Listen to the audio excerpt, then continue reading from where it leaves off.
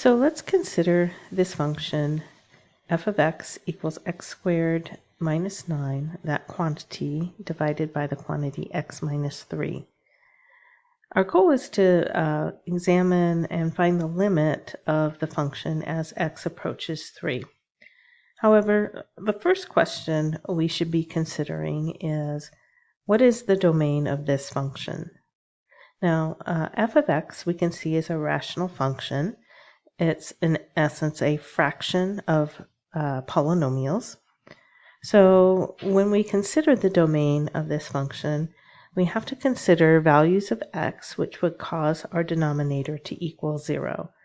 So in this case, we would not want x to equal 3. So we could either express that as x cannot equal 3, or we could say it's all real numbers in interval notation from negative infinity to 3, not including 3, union 3 on through infinity.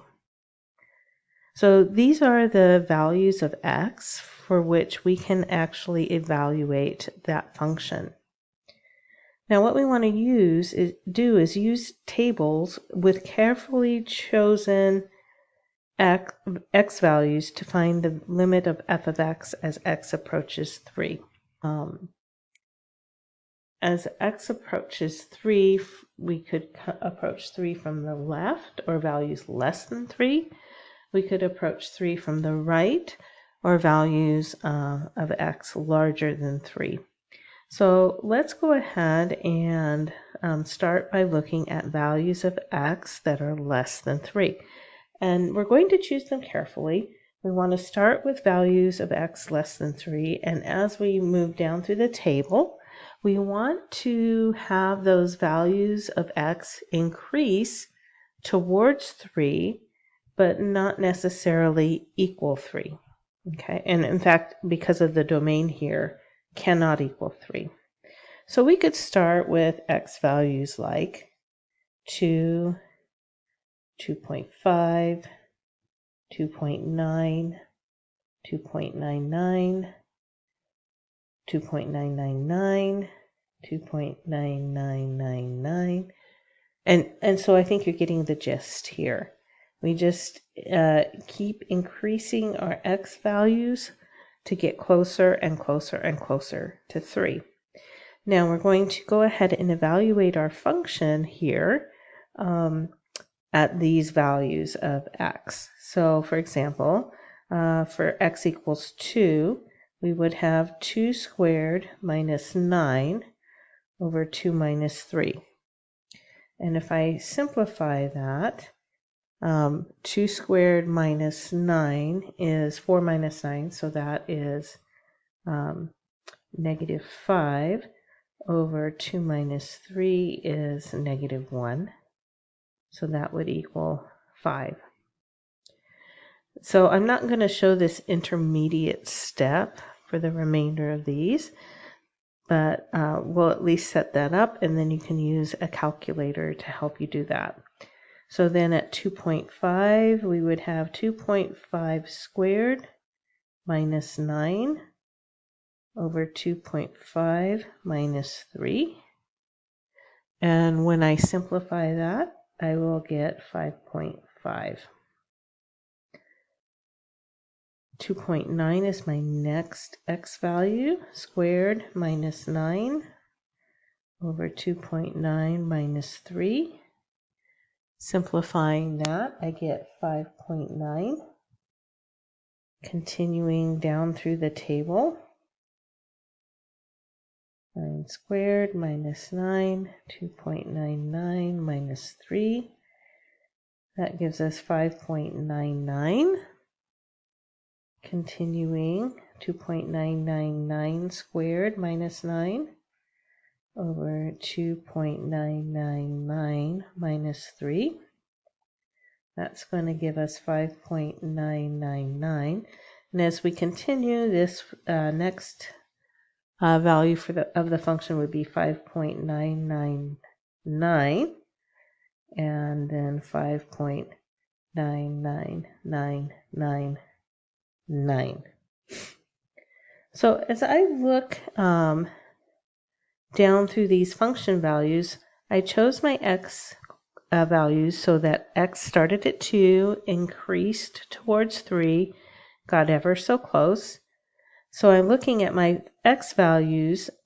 I see that they are getting closer and closer as I go down through the table.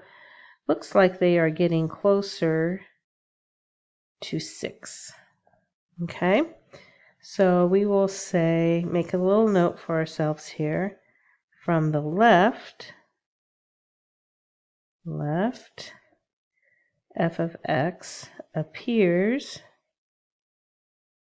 to approach 3. Okay, but we need to check from the right. Okay, it's not sufficient just to check from the left.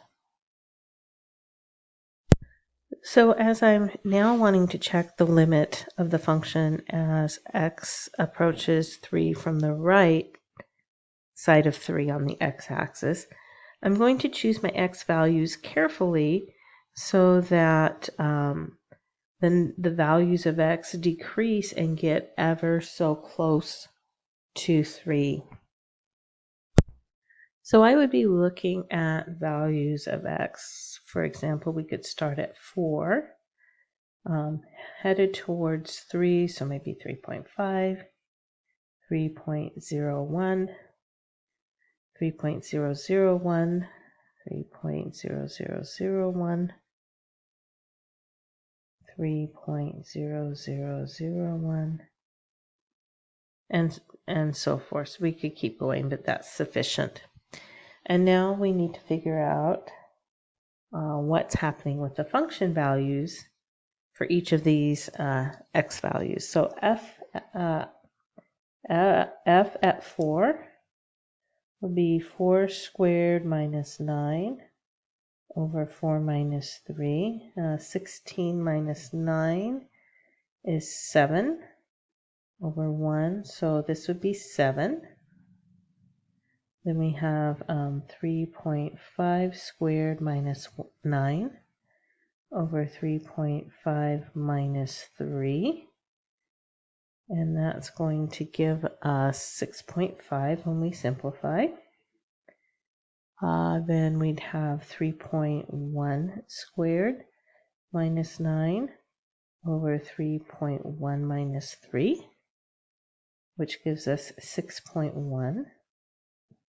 Continuing, we could have 3.001 squared minus 9 over 3.001 minus 3. And that would give us, oh, there should be a 0 here. 1, 6.001. And continuing down, if I evaluate the function at 3.0001, I get 6.0001. Here I would get 6.0001. And then for my last x value I have in the table, 6.00001. And so much as like we saw before, my function values, notice, are decreasing, starting at 7, getting closer and closer to 6, while my x values get closer and closer to 3, but those x values are all larger than 3, which is what we wanted to have happen. So if I look down this table, I see that these are getting closer to 6. So from the right, f of x appears